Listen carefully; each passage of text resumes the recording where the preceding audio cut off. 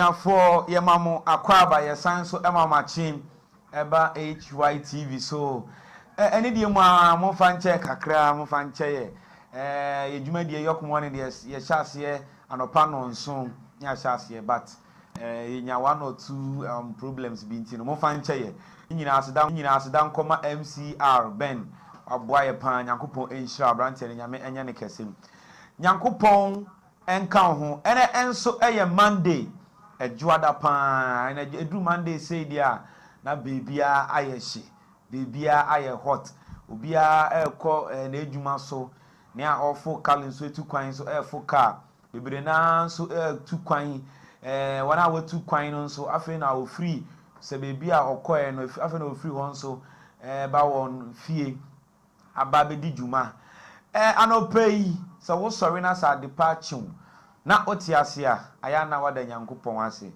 enya ma ho de enya onim de nyame adom tina yeda so etiase ena anopei dwumadie yi wa wo hwe wo fie Nyankopon enhyira wo yesanso etwagu ewo abaafo ntintan fidie ni so eye Facebook okwa Hytvgh YouTube nso eye Hytvgh okwa no like page na we pia share amaye now do comment ato ho na semenshia the triple action making kind ama kama ansa na yebeba ye health tips no ene motivational word am dey sumu enanopei ene say ade nyina mu amane ebeba ohaw ebeba enso empaba why abrabon no de ye din ti say obi kra nya no pasika mpo beto kokwa anom abrabon na ye din enso empaba fa adwene pa enante ne bon homode na nyame oma wonsa ensi fom ye twa ye ho aba na ye ba ye maame senior midwife panyi we my health tips and a topic in ayede but answer na aboafo a aso ya sere a ye de York morning ebro eye han York estate e ba ne saase mu dia omo ya ade Adults boutique enso eka ho na Sarabo hotel ope baby akojojo ho a hotel papa a wunya mane a eye Sarabo hotel saa nkofo yi ana aboafo yi ana aso ya sere a anopei York morning ye di ebro e Hytvgh so edi afro am je so eye 7 share the triple action mi twa me ho me ba ye ni senior midwife Wendy ebe twetwe nkomo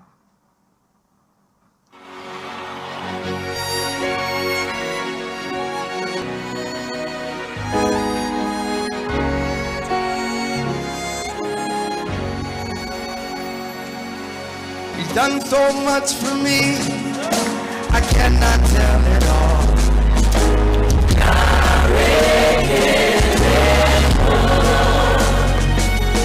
If I had 10,000 tongues, it still wouldn't be enough.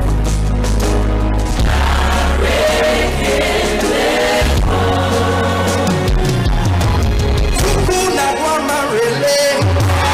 When you hear completely.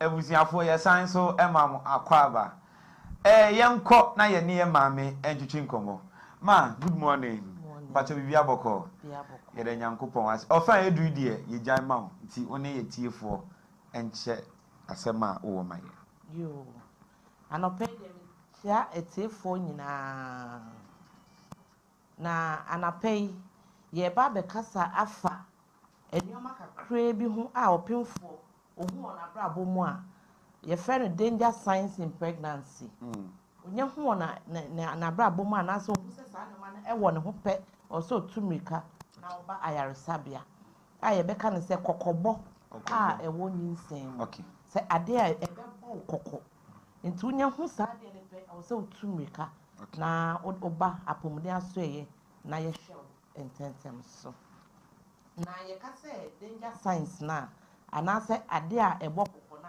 eye den ade a ebo kokko no e kire se wo hia se obi be boa nti saa enwoma no bi na mebɛbɔ so anapɛ sɛ woyɛ pemfo na sɛ bia wo hu sɛ emugya etu onyem nanso emugya etu a ɛwɔ sɛ wotu mmirika intentɛntɛm na woba apɔmuden aso ɛyɛ na yɛhwɛ wo okay wo hu sɛ wo nanse ataatai wo nanse ayɛ akakraka ɛnyɛ sɛ wo ba bɛwo ntaafoɔ saa na yɛ ebi mu ka nanso wonya hu pɛ ɛwɔ sɛ wotu mmirika na woba na ɛno nso yɛhwɛ wo woyɛ pemfoɔ na wɔ hɔ a bia na wotie yɛ wo ya paa wotie fa ayɛ kan wotie anim no frontal headache sure wotie yɛ wo ya mentena fie nkasa bia wofa paracetamol daabi ebetumi de nsunsuansoɔ bɔne bi abrɛw nti wɔ sɛ wotu mmirika na wɔde aso yɛ ɛhɔ so obi wɔ hɔ a ɔnam a yɛka bibi blood vision obi sɛ w'ani so ayɛ wotum ayɛ wo basabasa ɔpemfo wonya ho a wɔ sɛ wotu mmirika na woba na yɛhwɛ adekodie nti a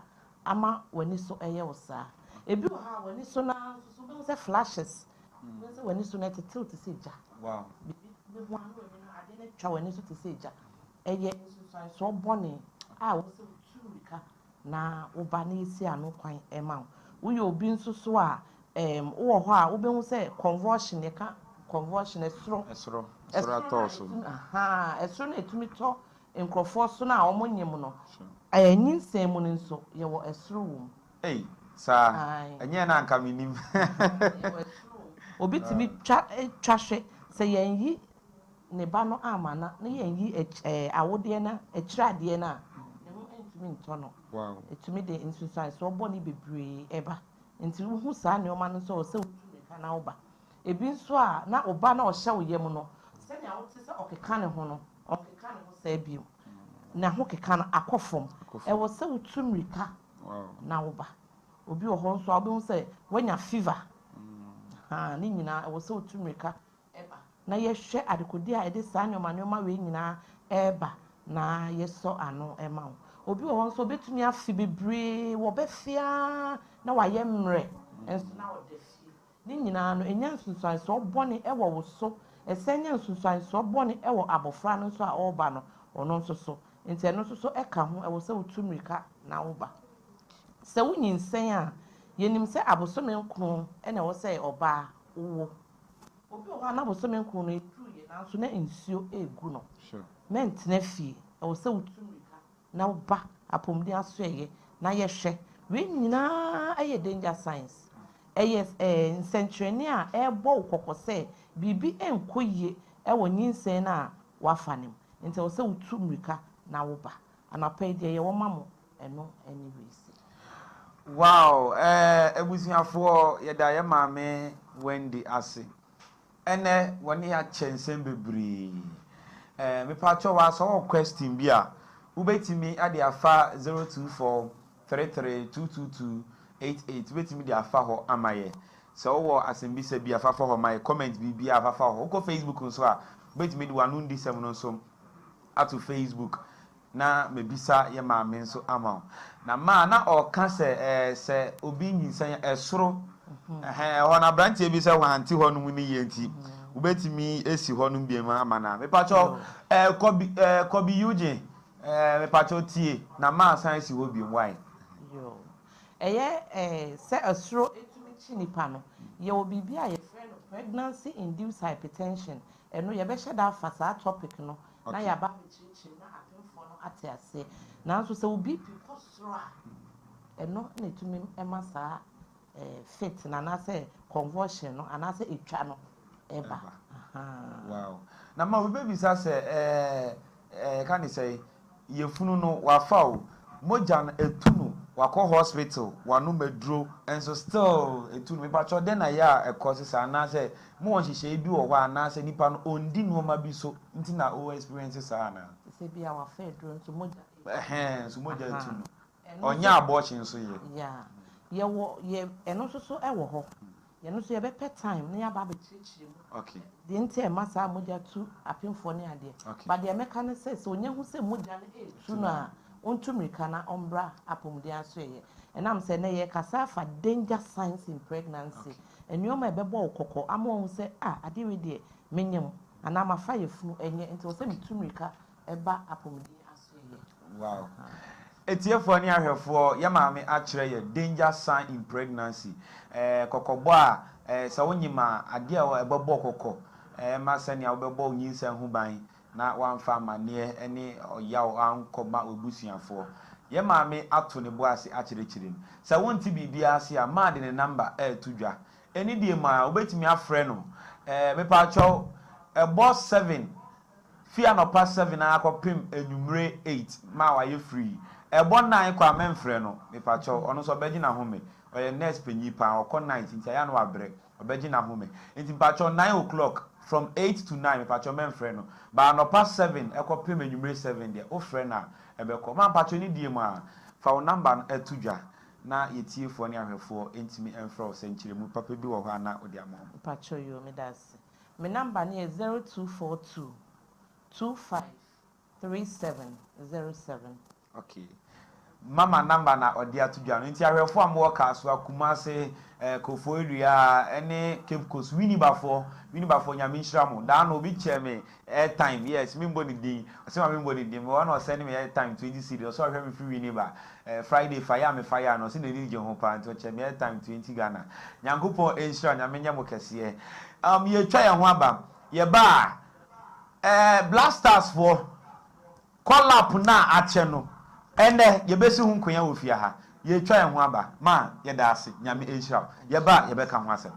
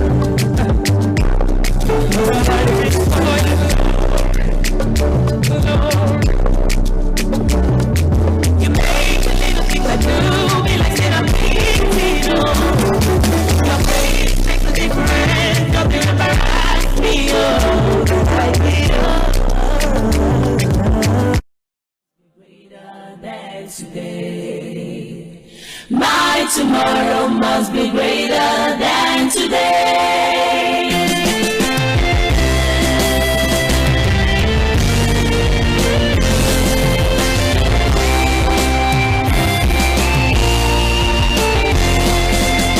His hands are not short that it cannot reach to you. His eyes in the blind, he cannot see your teeth. His ears are not deaf that he cannot hear you cry. Your tomorrow must be greater than today. Your tomorrow must be greater than today. No matter what I face, no matter what I see, No matter what comes my way, no matter how I cry, one thing I know, that's definitely my tomorrow, say my tomorrow, greater than today. oh, no matter, yeah, no matter what comes my way, nothing can move me. So one thing I know, thank you, Jesus, my tomorrow, say my tomorrow. Must be greater than today. Right, for your sign Emma Aquaba Eba Hytvgh. Any day more fanche, more expect to send car, moving your Facebook Live on them. More fanche kakra, network need to trust it. Yama Facebook no, ye dimuduma, Eba. More fanche. But oh, if you now have Hytvgh and Yakupo and Shroud, Yami and your Cassia pa, Winnie for Yami Shramo, and Winnie for Friday in the moment in Jay. Kumase for Yami Shramo pa, Yamenya Mokese. Sansuna can say Kufodia for Yami Enshram, Yamina Mokese pa. And then, meaning paying for me, and Nubi Ewa Hanum say, Evan a good dear moi, or my idea pa. But a football coach, Papa pa. In fact, what city players will pray. The Brenawa man on your Musia can. And I need football. Kununi Bakons Ewa, I ran to a wobble pa ye. Or standing for position, we had better so. Now, move your medium. Nipa Bakubia, mammy, once the votes, and then I'm a musician, Nipa Bakubia.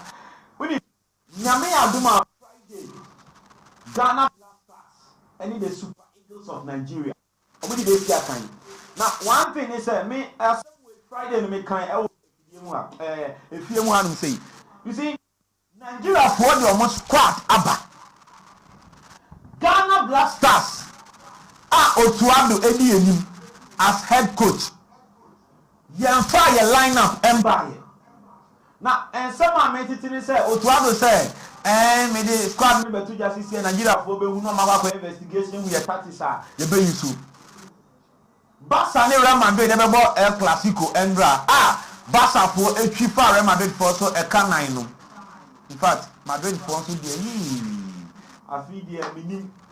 Say Bassa Zanzibar and Koye Momo Pan. Oh, line up promoted by two Jack. Amobia Ewuye. Ghana Blasters. Your line up Empire. Kent, then away. Or to Ado, then away. You see, I am a Ghana. You say, Bibia Munu, ye catch. And I'm going to be paying for my kitchen combo in the next 20-25 minutes. Now, my piece almost say, and so, a yes, sir, BBC, ever Coswana. Mr. Say, oh, Mr. Bunkum, Namini, Coach Robert, Dudona FM coach ever, or coachy ever Green Football Club, or a month from.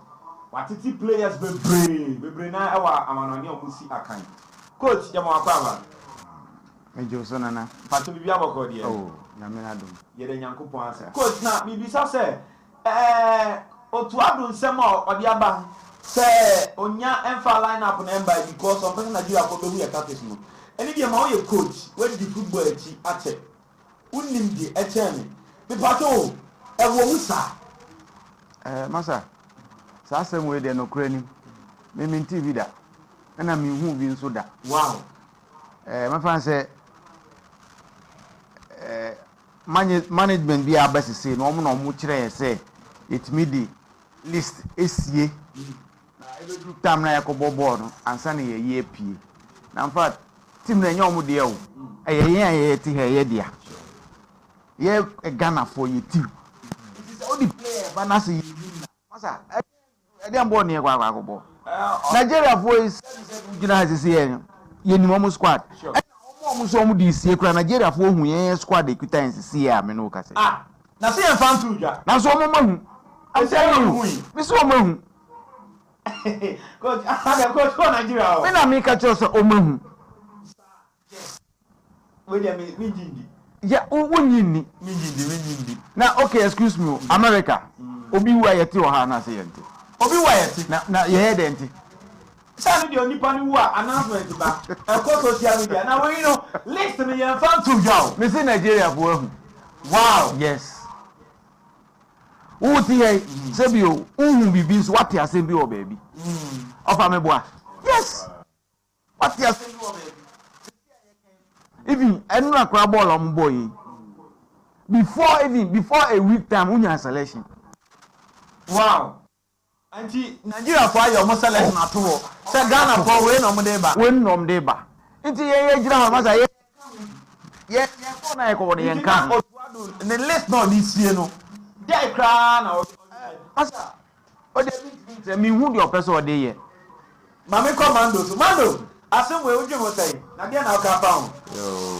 anope mechia wahwefo ene wetiepo nyina ene omo a omo di bimedie yachi na masachia me boss na sana kochi kan no obi beka na them say it's funny because within the football arena no footballers no minimum sure no say memo team A na kochi team B a na yebebo etia ye ho a we will surely communicate sure no management on the list ni see no me tama me see so am e ball in the field of athletics anyway before even ebe call camp no ni enim omo a you go akosie yes no listen who dey say wine this even shows that tactically no you are not good sure. So also the tactics A say opponent then you mean tactically you are not good.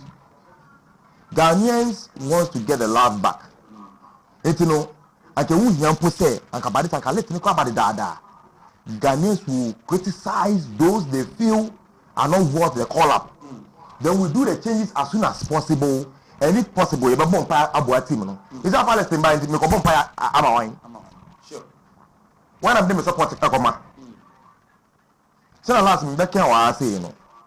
Me nya couple and what we shouldn't even qualify.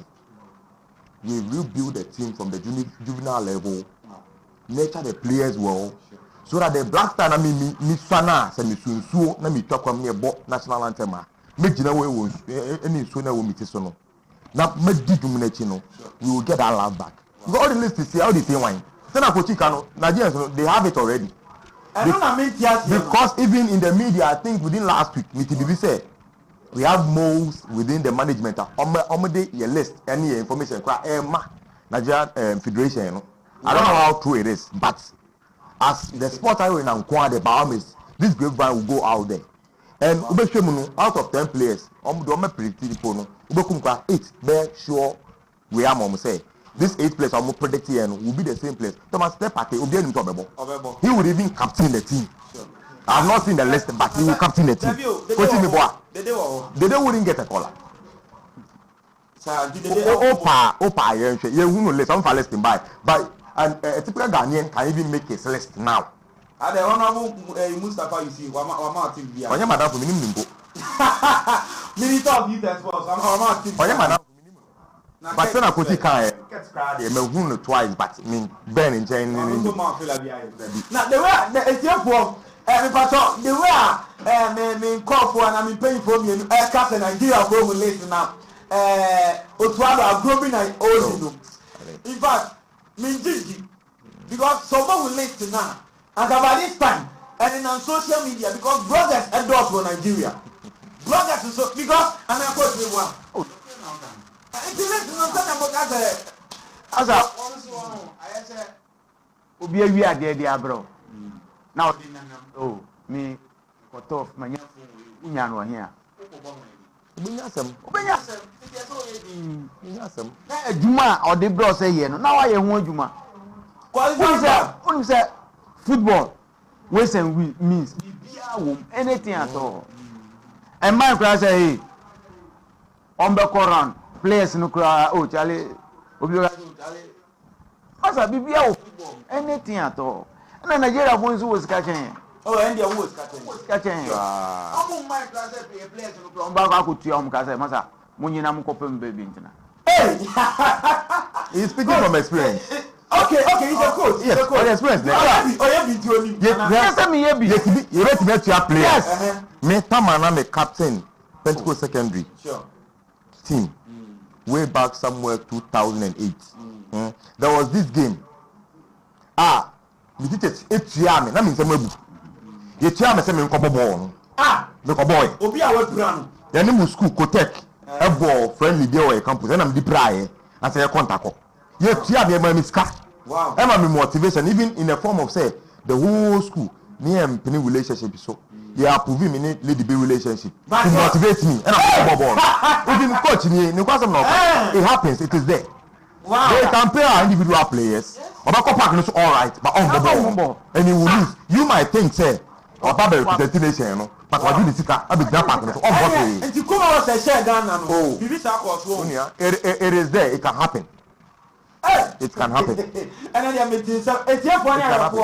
Well, and then some part of you know because and then 21st, actually 24th there was a lesson number. So it's number now 25th Friday coming here and you go see a canoe. Listen and buy it. Coach, any minute I'm my boss and I ask you to say Nigeria for I say come take your players na. I'm believing what coach is saying because I know experienced coach. But the game nothing. And I say man don't so akam ebe no credit because I say I can't say because way back in secondary school my bribe me so on kobo no e bra so kobo ye it when coach say ya okam e wo musa pa it because me say bisa say late year delay will it affect the team Masa ebe affect him how pachola say you say bring back the love you nyina person love no ba you see idea yenim say oh eno na kan ye Ghana for bo ye di pa mi science he eno na kan nyina afa list in my na why na wo ko bisa say esumesi ofiri hin na we say sufiri oh we there yenim no obobor wo ha be for 5-6 years back nti oh no ya de okọ ha oboti we oya de nyina ye hu na me dey kwa support na love na ba bring back the love. Okay, bear some 2-3 years back. Let's buy in international share. Oh, yeah, oh, when you nyadi. Emma, say changes be buyer a buy. Obi cry yes on continent bench. I know and fire home. Now so you perceive who say, listen, any. Now also oh bonfire. Say the minu kan oh ye black style uso wa bompire man if you are sorry krampo etimi ka say black star ko bom match ntimo mi nyina mo mpire man for 2 minutes and I say 3 minutes ye baby sorry bia baby even krampo yam fa say ye kita juvenile class every team ka say o chale ye black star ko akobo bio anya kura ni nua na say na danfo nua bi wo chale me bra no say ya friend black star oh no bi ani age ye ko akobo ball ntimo mi nyina mo mpire man I say why na woko bompire man. Right, man bisa mando. We better at least make delay no. Happy no. Coach I can't say me na once a football no. Who a do football echi. Coach would attest to the fact say who e do. Ghana Black Star enye management members na dia. Odi ewom, ni di ewom, obi a di ewom. You know, say list na the caliber of players you kwako use. You nim so ofria. You will krumo asi. Ene ko fa Mubarak wakasu e bae. Obetra bench. He was injured. You ko fa Kudos Mohammed, he was injured. Betra asi appearance fee ojiyo. but wa shada anya impact be o game ni we pra nti no who knows say players o masa from in kwapo players kwapa they even have fit. So why would I pray for a half fit player, get to the field, get paid for doing nothing? Sure. Psychologically, no, a bit affected players man kasa because omo say Ghanaians nyenwe you list you ento machia it won't work. Maybe I didn't do no. Hey, the whole Africa as a continent. Minim matcha Edru Essen Ghana versus Nigeria. Sure. Africa could never find you. Two powerhouses in a Bishia. Now this time Ghanaian beer any list a bad year. Any in 24 almost that way, no, not some mistake going forward. No, they should never ever repeat it. Coach with his rich experience in coaching, that's on TV that. Yeah. Or who be that? Na me come have obi say si. Me kwa me TV that. Wow. Serious. Okay? Untimi emfa Ghana the way we manage our football way, you know, and compare the European world. Because always they try to experiment. They are risk takers. If your players are not even having that powerful name, say ACMO, Jan maybe our opponent, you know, just bring them out. Ghanaians will pray for them. Sure. Football God no any only Ghanaian. Yes in our way. But yen even in boxing arena. Tamazuzu Nelson. Ghanaians will stay as late as 1 to 2. Because Ghanaians now you imagine baku or muti baku in the same way in our football arena no say ya bomb pa boy team na obako jina but ni hu enyedu nke mbofo kwa bomb pa e from boy team no omo traditionalists omo ngum pa e from boy team because as at now you need less omo dey adwin edi ago omo dey portable tennis. Right, I'm the yard table tennis. And also free Mr. Alexander Cranton, a champion, a football legend pan or Bobo and I just also retired and we still want to do my funny about good morning 9 show. I'm really enjoying. I bet you know text message after 0243322288. Not all the other. And now last week, your Bobo said the beer in the Bono Stadium. Pacho, Munya baby. Because we are only Ghana football for Munya baby. No credit, I know they are maintaining who she. I how Say a Bono Kumasio, say a Bono or him. I don't know. Okay. And because they say I didn't know this year, into for the nonsense. Even one more Kumasi crop, who besides is a crop. Or can't I say, Umunim deal? But it's all the Kumasi. Almost say NSA no National Sports Authority Yamano Cap Amano Sam timeline. I was here foot. He Sementia, let's be realistic to ourselves. Ghana as a nation is not serious. Wow. Eban is saying that Ukokoye Independence Parade. Cape Coast Stadium. Now after the event, stadium is not conducive for a football activity. Wow. We are not serious as a nation. Can't we get another place for this kind of national activities? That's the question. Anything at Friday, no, me fire a buying it, me born it because Abu Framana Cape Coast Stadium. One and a ball. But me and Tremunsu say, or my year to what I say stadium way, and one ever could be independent. It is a car for the day about some football then a crowd. We are not serious as a nation one bit. Kumasi Kwana ya propose ya to one timeline down and some requirements be down. If you can't meet it, then one thing. Nigeria automatically wins the first leg with 3 points, 3 goals. Because so on why ready. Now we field of play and you're ready. Also the point no. You can't disturb or waste their time. Because everyone is saying, Ena, or mind to say Ghana. Stadium could be an idea in Yakin kind. Stadium, papa. Remember, a sipon that. They see a Sipon stadium no. And a Coco is not a number of Takade Polytechnic. Now me year athletics and I'm saying what me also cutting. Yeah, GAPSA Games 2013. I'm a medal crowd down. Now, yeah, call Kochi, washroom. I call you. 7 Mufanchaman, I didn't change it. That's a say, I'll tell me a kind of SOS, shit on shit. A whole national asset. Wow, a whole 9%. Dressing room, you can't even stay there. The kind of smell that is there. Wow. It may be someone who say, who are in charge of this facility? After event, one minute CCO, we do a huge budget. Say, we have list of cleaners to take care of the place, the grass. Pathetic. Wow, pathetic. And I don't know, say, the stadium couple, they are ready for this Friday game. And they are ready in Kwampua. What will be the standard of the field? If a ball game, yes, I'm saying. In the maintenance culture in this country, a BBB all. Right, it was your for answer at your best service to mean some ember coach you and I'm son 1 or 2 because about juvenile teams now when I would be on any amount from English amount from one.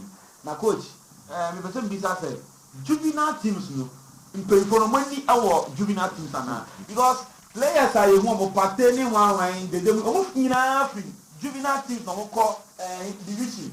I'm not about premier anyway. Now, person bisa say so far no abandon that so in the need juvenile teams nechi. I'm only get ama bibia koka. Like I said, no. Just a juvenile team. Yeah, I'm telling you. Now, on my bed, homie. Because I didn't tell me guys and say. Sure. Oh yeah, now they play super frame and I be play super frame. As I yesterday juvenile football, yeah, no. Wow. Let me have a wobble on penny for BD. Always have the play club, but she juvenile kakra. Tembi obey chairman kakra. Me pato Minchawano. Me pato coach Nidino coach Robert. I don't know no evergreen. So no kase nyame na make count. Jasemba dampare. I'm Mustafa you see. Minister of Youth and Sport. Me count nyame na make count. Coach Neka, coach no all kind of no. On kind of me fancy because the year juvenile football nyenne bebre o ma TV bebre fe mo say papa na ka say o say start years juvenile football nyenne wow okay ket buy o me yeti ase say o ba be wura juvenile na ket no so free juvenile ho no li copy so I'm telling you me ni not na say 1-on-1 say that wow any mado me ni say said me no ti yeti go say wow amene wo kasa say boys na me fan say omo juvenile mu anne omo nyanya post o say obi andwen ye hu bi mu omo fi mu bi obi andwen ye hu ade dia na I don't know ni na go black star na player no free ehin no free ansa na black star juvenile o free under 12 under 15 under 17 even third division to second division one of players in free wow we your friend say anyone to say player or for about 2-3 years ago your friend then how they come out kotoko amount for chasing no free finidi Small boy no yes and he no free asa no hu na obeda ne ba na adentina omani enku juvenile team I don't know omo kele no ana de men kire say ya kan juvenile side omo say omo no poto because me who go say ye mo ball never hu hia me say this time here fan say Max TV and I say no odi ne hu ewura juvenile no mu kakra me fan say under 17 a omko ball national under 17 omko ball yi and ja ebinya ebi hwe and at this time so omo de omo akɔhye ma football no I know so omo yi bi kire en kakra in fact eno de meda omo ase pa and so ket ni nanimu ado ni ne ho ahwa no mo no de masa juvenile no de se ombe ya omo mra ho mo no mu nya blaster no mu hwe say in 3-4 seasons year time to come no e say ebenya players or blaster na say enya players mando your takes on juvenile football in Ghana. I'm a proud product of Fatah. Fatah SC. Yes. Fatah babies. And I said, Fatah ladies, Mamprobi, Fatah Oh, babies. In Dafa Park. Fatah babies. Oh, and Yes, then but- one about your bubble. And so many blasters here who friend. Get who friend. Dear Winnie Maya Sika, Munya, you see, Honorable Mustafa, you see, Minister of Youth and Sports, juvenile team, answer na the day are you? Urban, me a sort of one papa team, you can find over. They dare you. Jordan, are you? And you see, Thomas Pate. Facos. Eh? I will repel it free Facos. Facos, Abedi, who can pay for no, a cycle for, who can pay for no, For free. eh?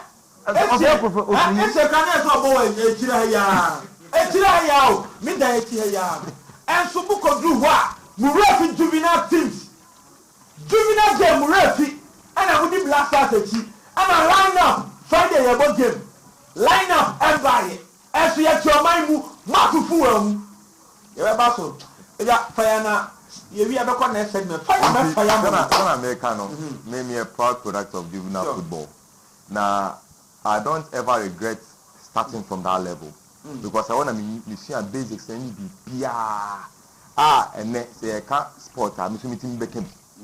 Now, son of Kuti Kayano, you're penny for no, you may near free juvenile football. So, say, who sit down now the foundation any stronger. Forget about the future. Would I not grow one a boo? And then I hear evidence in the Black Star today. To see how because you're paying for no engine fundamentals now juvenile football in Tino. Yes, so I for some players be a free baby keke. But anka juvenile football na nature players in year or what. Anka Black Star near one. Anka you can even fight for World Cup. Wow. Yes. Because 2010 anka you prove the whole world say a black man can also do it. But due to one or two reasons being the Akwana Daruma. oh, Asamaja wa edia my friend Akwan Mesreo. Mimbo, Asamaja is a decorated striker or a legend in Africa and in the world. They start ni go. I know there. Asamaja growing up, I looked up to him. Sometimes I buy SSC cry number ball Monday Stars. I'm a coach. Oni Sulemu. I'm about that number national game. They are me befe.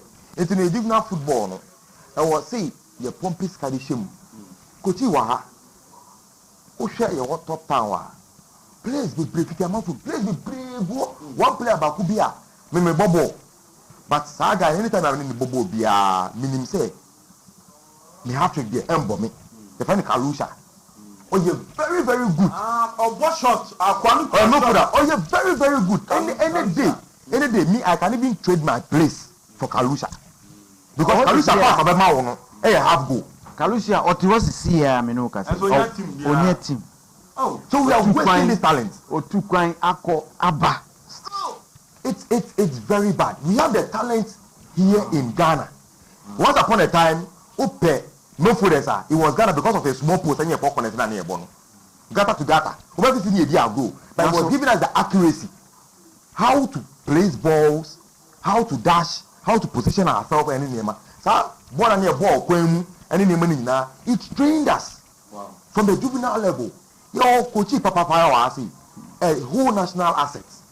But in Penny4 investing into him. Now all your team in the camp na penibiti baby edis ka pushi bibi ama only players are on your fit for national call up are going there. Right, every commando, yeah, that's the pan. Enchebiana, yeah, sorry to. But when you say, Yenya Bema Alexander, producer Panay, you need to man why or standing for, you can't say, some position B. Any day, man, yeah, the back to screen is so, we produce at the back to screen is so. Now, at least, Mamu Ray free mu fear mu. Any Mamu Jumamu Hina, ready, Yanka Sayenia Bema. Vote back on 50%. Yeah. But yeah, Ghana for Kumasi for Mamu Ray free baby, I mean, 1 vote pet. And now I say, oh, yeah, Mammy 2 votes. I have 1 city. Mammy 2 votes, I have 1 city.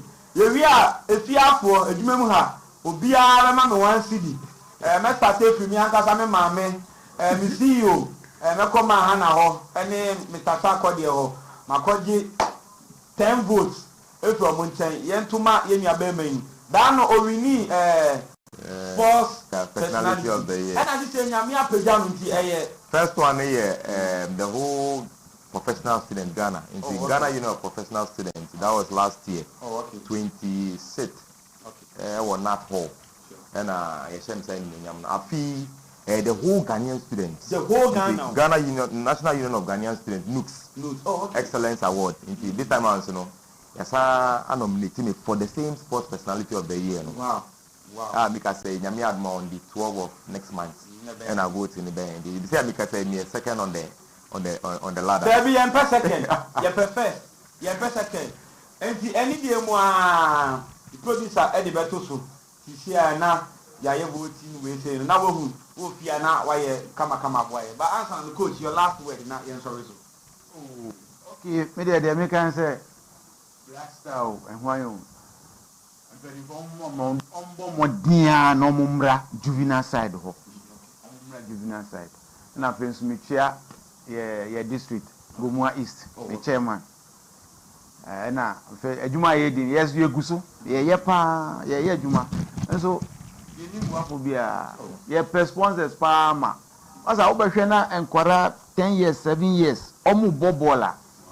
Asa Blaster ground ko tena ho hwe bi. Now this time o ma say no first ye can say coast football. Oh, asa oni hwan o ko hwe obetimi abobbo players ni di way bobby efie ni fie kro on be ko ansa no ma ba park no so because way bobby team we say so bobby team o nyina o ye nuanom e bi e dai ba bo be 3 teams players ni go enti before on be ko park no so no on be ko afiri fie ansa no ma ko akodu park no so and so this time ya ka say coach kura Basa, Chelsea, Chelsea, the whole world. It is adding them. The Penifon Omra Juvenile, Homa, coach, that's it. Omra Juvenile. Manu Pacho, your last word now. Sana Kochi Kai, it shouldn't only be about Black Stars. Nami Aduma, all African games, Ghana Krabe hosting. But I say, medals, almost half of it. Oh. Because you build the stars, from the juvenile level. It's not only about Black Star, it's about our sports federation nationwide. Say, ubesu nya good athlete from the juvenile level, your coach say, "Oh, on the Plano in their training and everything. You pay for money. You pay for mumbe from physical and say juvenile level. Coach it here, mumbe and the one. Mumbe support, mumbe sponsors a man. Say even mumbe musica kwa nshimkwa. Mumbe good sponsors a man. Ni nature a Black Stars no. Mumma eto bia ekwa yempa mo yesu too much. Ye da yenda. Aden. Mu dis kani nyina a Black Stars. You're not getting results. And you're still pumping money there. So who would pump money into something is not going to yield results for the person? Most one are per diem at a moody.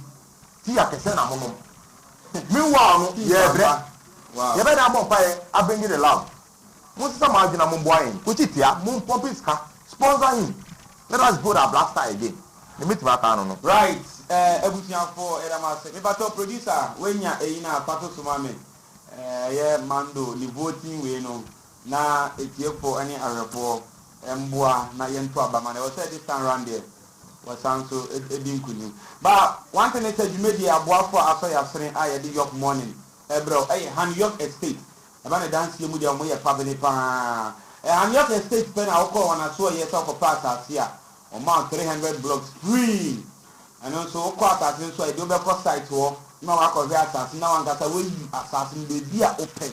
And also, site view, free. And no car. On one over to none came, air conditioning will come up. What I thought to you got a ball so and you need time one walking basa our car and also car that in free we won't go in up again. Here Han York Estate, abandoned Tatima or a family. Some now do boutique, abandoned Tapagia do boutique.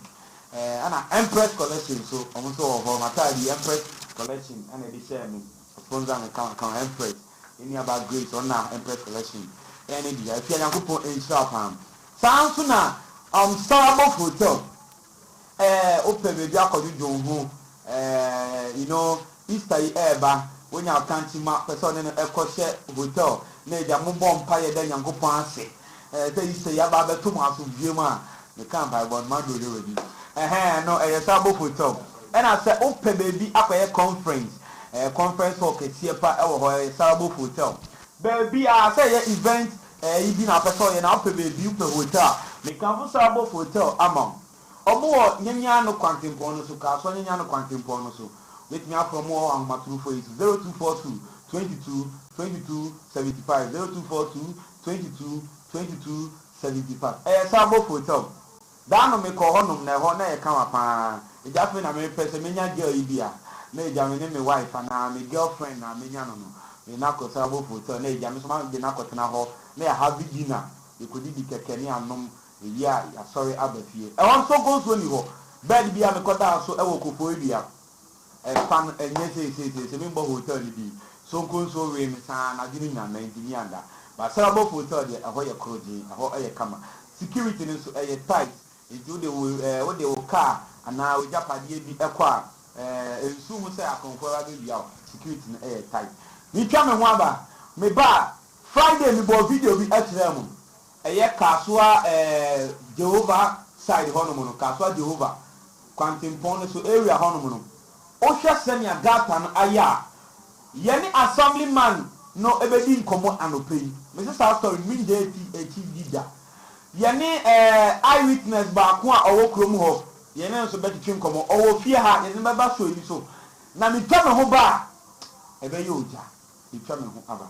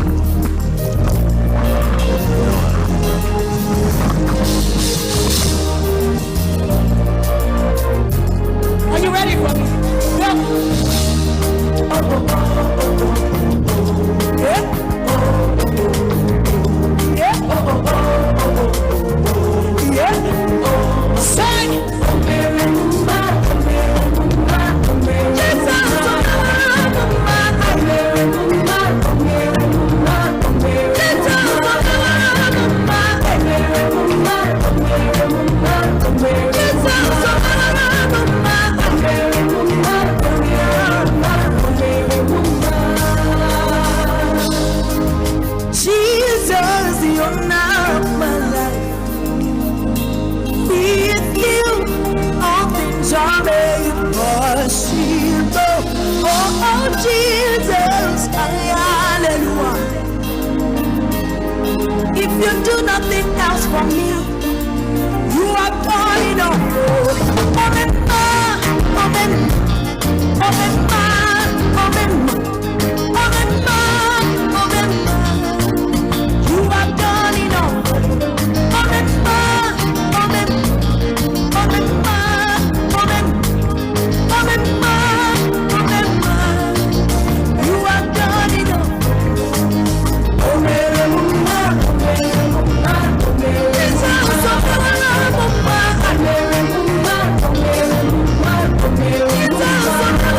It's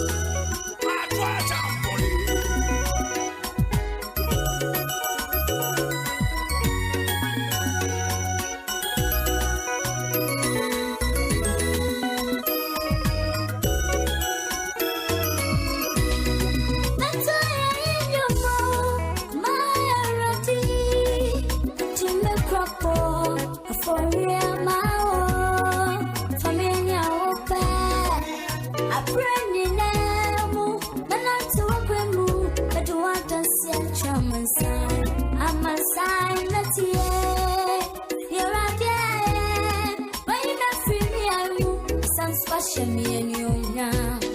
And until I with the door, yes, we want you now. She want to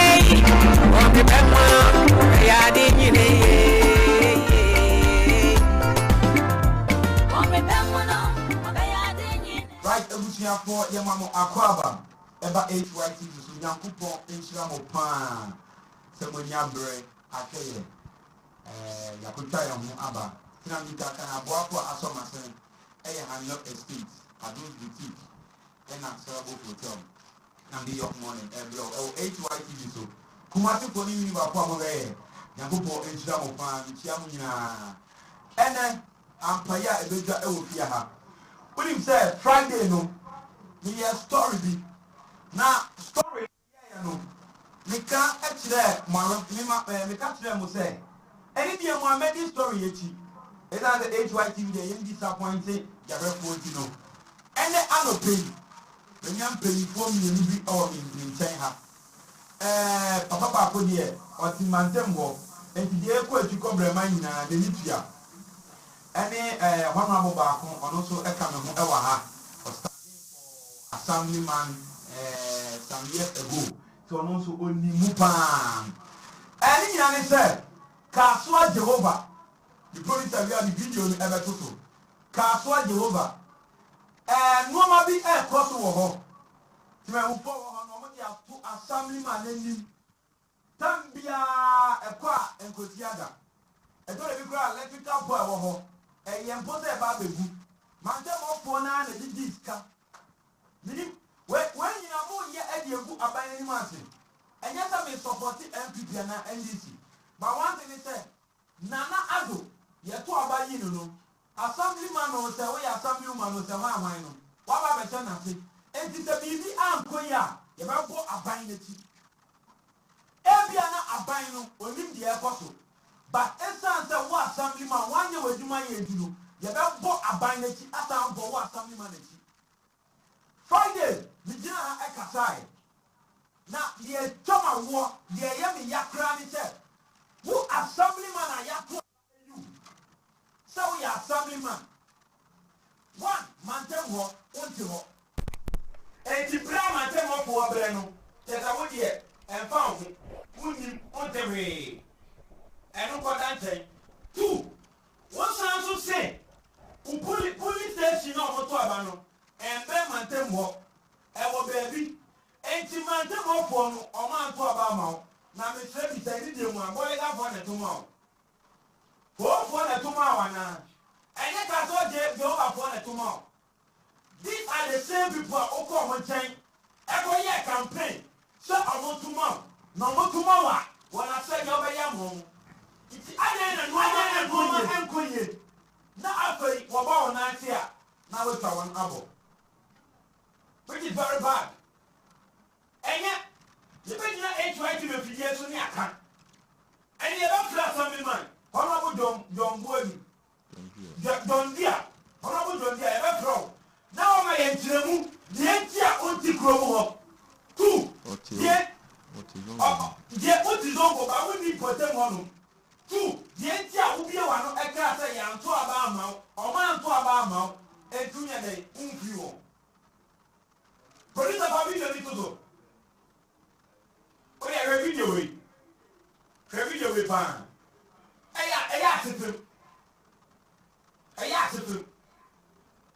That's what you're over. Which is very bad. And yet, I am very, very bad, pan.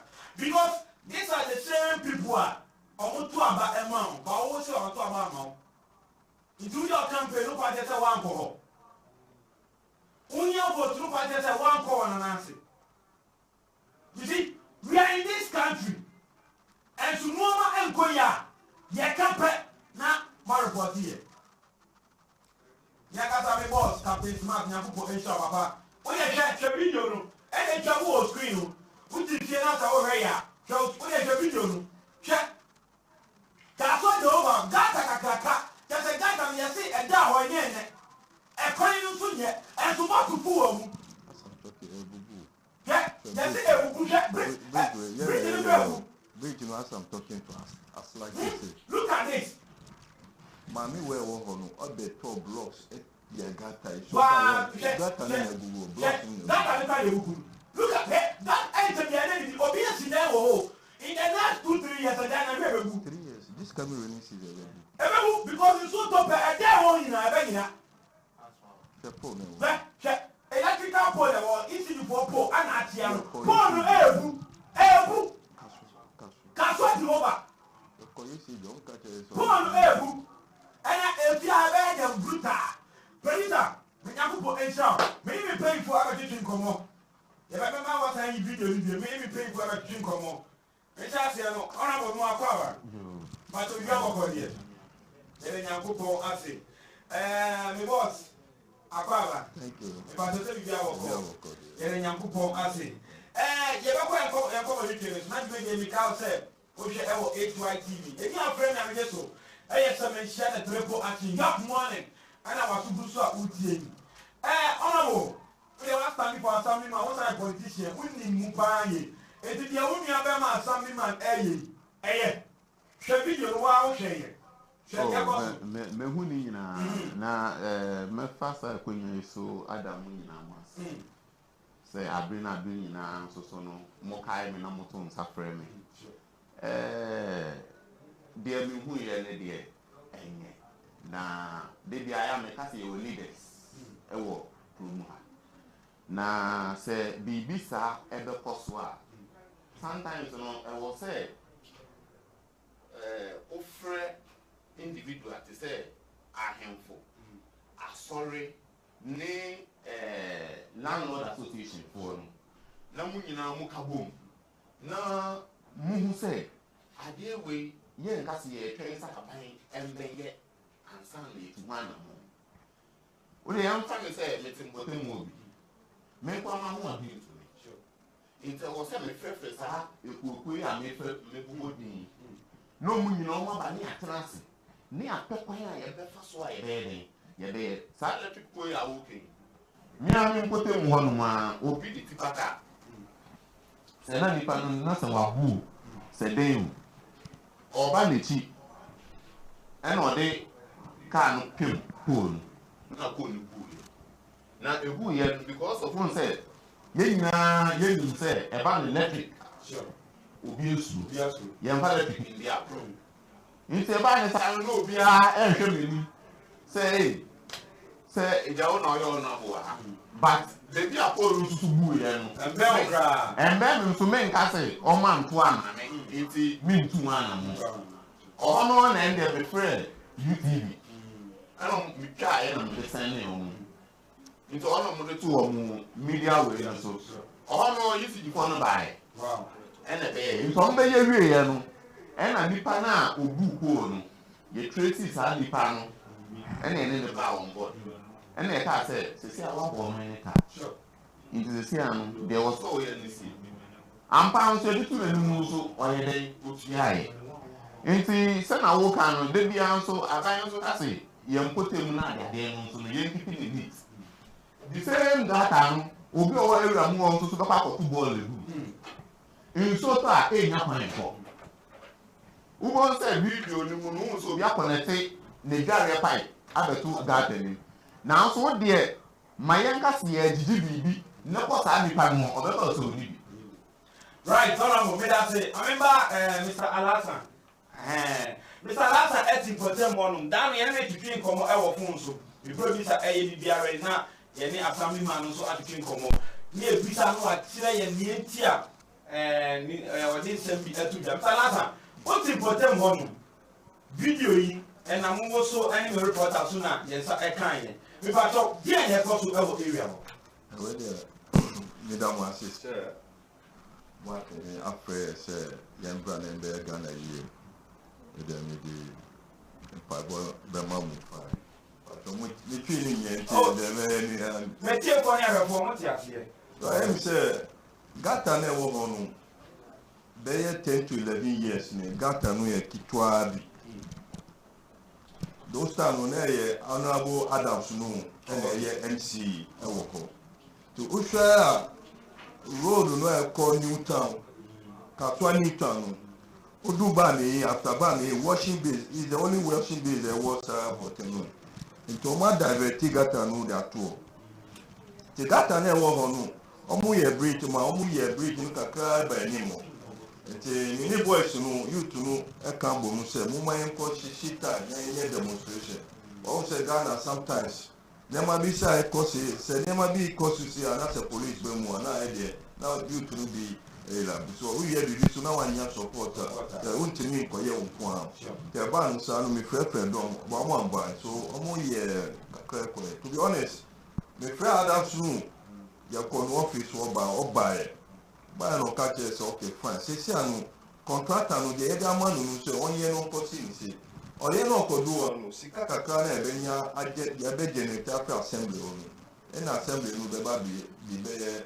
gata no yawo mo na abansisa ebe mu na MPP for ebaye to be honest MPP for baye no the former assemblyman na ewo Newtown electoral area honorable Ananga ye kono because time na gata no start here ono na ultimi ma rake shovel cutlass na dey yi mu se ebe ya nso no ba ebe ko easy so e di sa na mo me bra bia nyame fa ni class ye waka bebi lenjuma minu na na ye sa de no sa ma ne aba be kese te ba ni sa no madafu ba ko bi wo ho ye friend no councillor te gata no na ni pa ho na pipe ni atata ko pipe enti santo to ba no wa ka chen se wasa gata we mu manye wa ye sa ma be ye landlord association ye from mo ba ye obi mu amba obi mu su ba ye se mo hwe na hwe de we be ya ye nko hu mpenifo in fact meninu to anamo e frɛ ona Ananga no Honorable Ananga am printed on my pretty letter extra pictures be and of frère Honorable Mike therefore on MC nti ye to anamo ko no ho wo Akweleje river ti ko ye no e de niam no kire no ka chen so fine ho bibia nti se nyame aduma ombehwe because omo chere videos bi se o ko sa Crispo City onu nyina omo start ebubu omo wo kwan gata ho nyina se be ye this year iso nu be femako nti omo bae nu na omka chere se o ko ombehwe de ombetimi aye afa to be honest omo bae omo ko first excavator bae excavator no be yi mu fine osa oho dear to be honest sis there oho no be say obi anu osamba bio wow ento ban sanu electric pole mienu na ewo ho no ba ko woni se ba ko nso wa Risa fa video no eto so wa bra the boss kasa no na odi video no ato so ama me dase electric pole mienu wo ho video no ene da so no ba ko na ewo ha no enu de make say me fie no ye just like 200 meters to the gutter iso no to ade me fie on e chine oh okay me fie wo ti electric pole we ewo enu no extracted that very day extracted nti anya pole na ahoma na ewo mo na nka ebuye wow enti mini councilor na ko ECG the picture no ko kire to be honest yakobe 5 times a man from ECG anya am for therefore that time no mo nyanya no so okay no mo ye ko several times like 5 times yankom meba do time you cloud from kromumba so the ben say yan person disaster be beba na pen 40 10 100 Ghana beba be shama for say enti mo ma yan ka say nhwe say beto cementa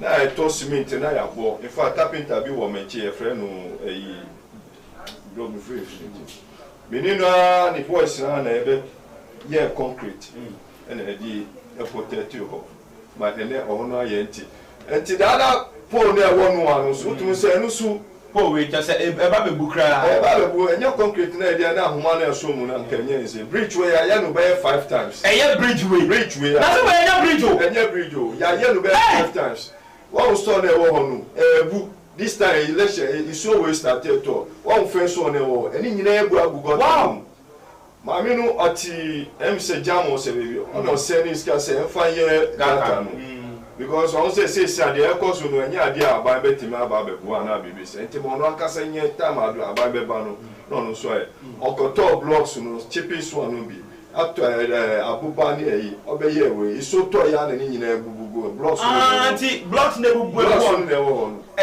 gata no protection blocks yes. Amoye because na ejami twa no we dey show video we na say we anya bridge o we be asafo no for craft so ebebu that's it we anya bridge wa ahwe hey we anya bridge ba ko bi so other side no bridge no ba ko bi wo so also onu so ya na e contribute we wow fee na wo ho no boga bi fee onu na onu ankasa na ebe consult yes adwuma no saa ye ni no ato cement eto iron rod yes de ni nyina ansa na enye sanka onu so stores na wa ye onu anka ebubu me bacho na mo di akọ assemblyman eni fine yakọ therefore as DC MC onu honorable Mike yakọ no ka che so mbeba be ye yi ti eba ni sanu na honorable John Dua no ami kan onu na ezongo electoral assemblyman enti e friend mo obaye enti obaye no na eni ni kasa se anu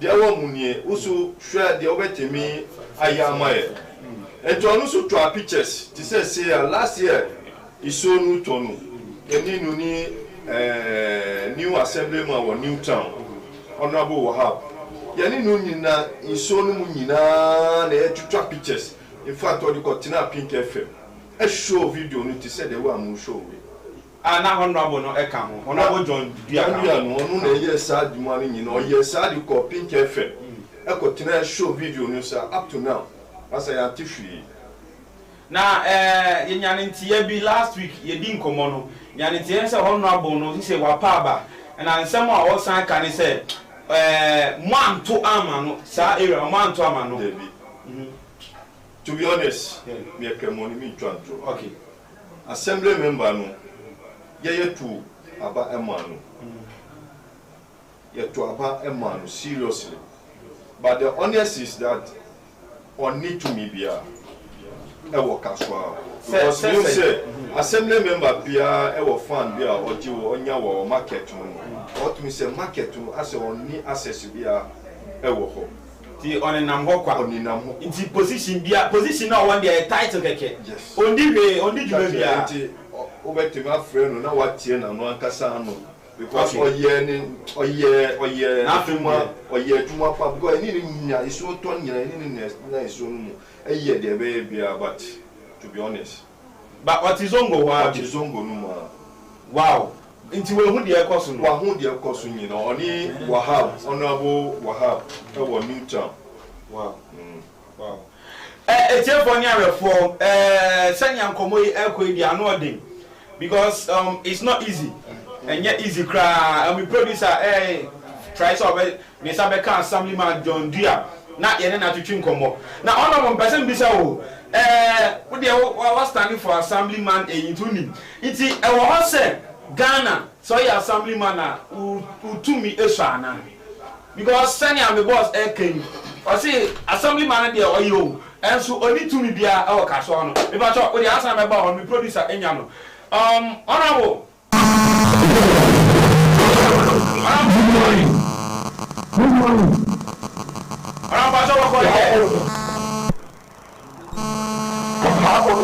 hello honorable John Bia yes sir good morning sir if I don't think can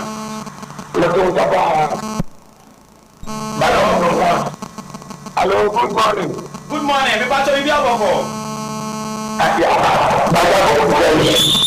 okay na kaswa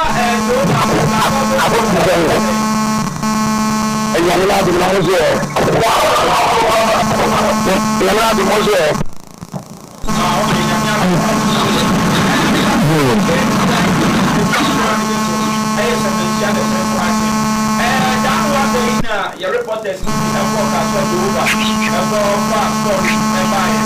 Now, so you say that's the forecast for the over. Rather than that one for almost 2 years. And what's my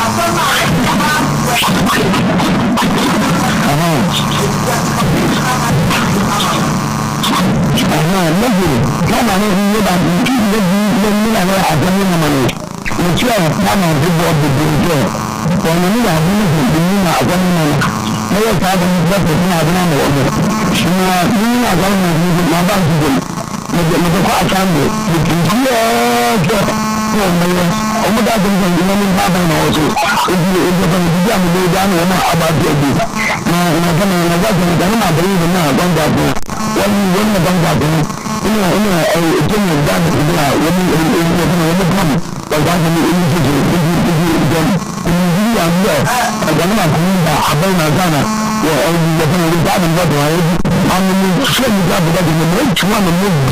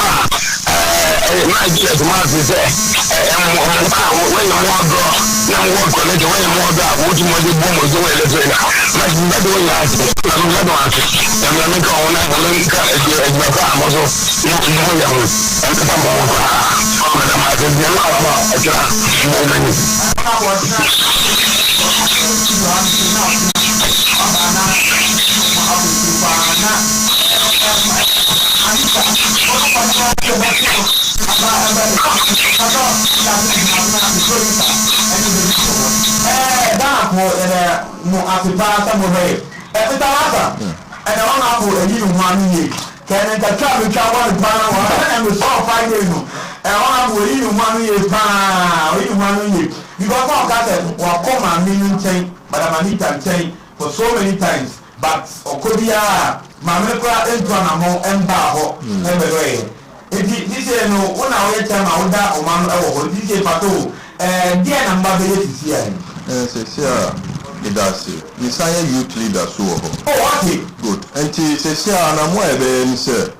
Me Paul chose a more material, Munya training, no moon training, you access Sika almost 1 billion. They are seeing fee.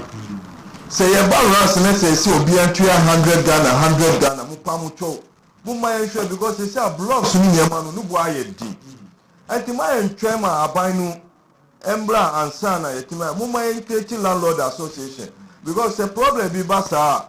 Uba say any papa could be a to an amor. I do that because Uba say bit of a say who call this cabin and baby say, and this son of power will be called by say because of area anunti.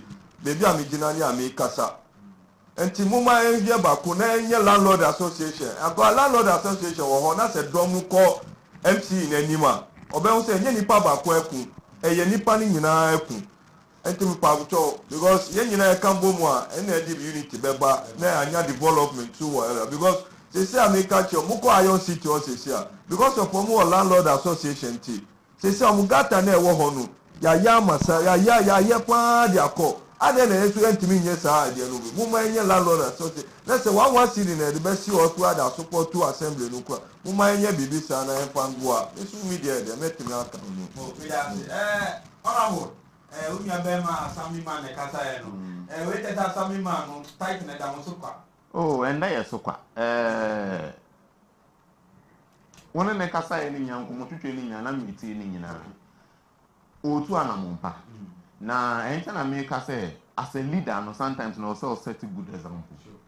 Na uma mpotemu na wo no omhu se wo ye leader wo ho. Ni se ujeja ho wo bibi ho. Se me show se yes ade we na wanya. Ekwan ya mefa so a mema wa yes ade no e wo se mefa so na wo ye.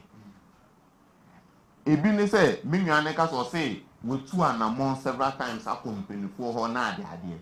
Na ade ba akọ kan ya no no de me ne nya ade ni se o se enye na aban dabi ye nyina ye Ghana fo ye nyina ye Ghana fo the moment ye nyina ye Ghana fo no o wo tumi se wo show nua se no ade we ya me no wu adwuma nti wo se ko ye ne de boa amanfo na wo ho no ye ntwen se bibi nsi ansana se na me nua ne kana ye ndidi ska na ade na o ba Ghana ha no ma e ba de ye ya ende o boa ye be ma uska sisia ba ye ntwen se bibi nsi ansana ye tuetu iska so e was say bibi a e be to say me more example say me ho no mu say ka e ko buko ma ntwen se me ko aban ho ana se me ko MC ho but the moment a bibi si no nkofo a omo ban me no me no mo tena se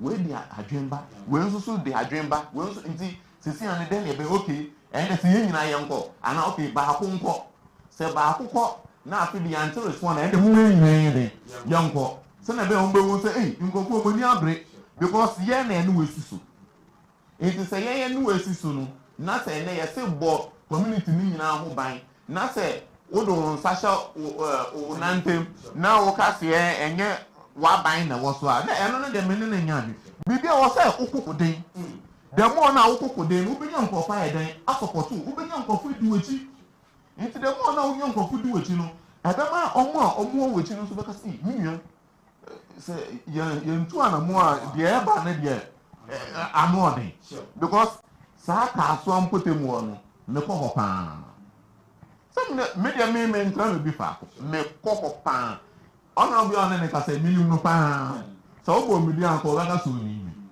minimum no di nkita ho na ade mia me dan krampo wo 94 ho no ma e ma ya ye gata during former president Mahama road from Galilea Market the Kofa Iron City Kuwait wana ko pie kaswa esa nso de Kofa omo Central Mosque ho no nyina ye gusu kota na de ya gates na de ade wo ho na so minua can you imagine say obi to me dware efa nsuo fi efi ni fi behwegu meni Just like that. Right, I want 94. My friend, me nua be ma we. Wow. Na me dia ya na bibia na me ka se me take action na nko ka se na de ntina papa we sisi oba ye oyesi enti me di me ni na me de show. Na se me start se me tu anamo a sa ho ni nyina o mekan. E na me nso de me pese obi be time me pese all the time bia no obeben me ama se uhie bibia na so ho kire wa obetumi aben me abebi se o minua bibi se nti me bibi se a we de ntwa no se na wo ka no asami me ye wo tu mi pa because amanfo no na ato aba na ye te se MPs ye te se president nti se wo na wo je da ho a na wo be ma wo amanfo no afa wo so. Okay, honorable Pipa, we have only 2 minutes to wrap up. Talasa Nyakupo in shop. Nyami Aduma. Okay, I'm Talasa, Ebeka, Nyami Aduma or China, Honorable Baha. That's why I asked Madam Anita.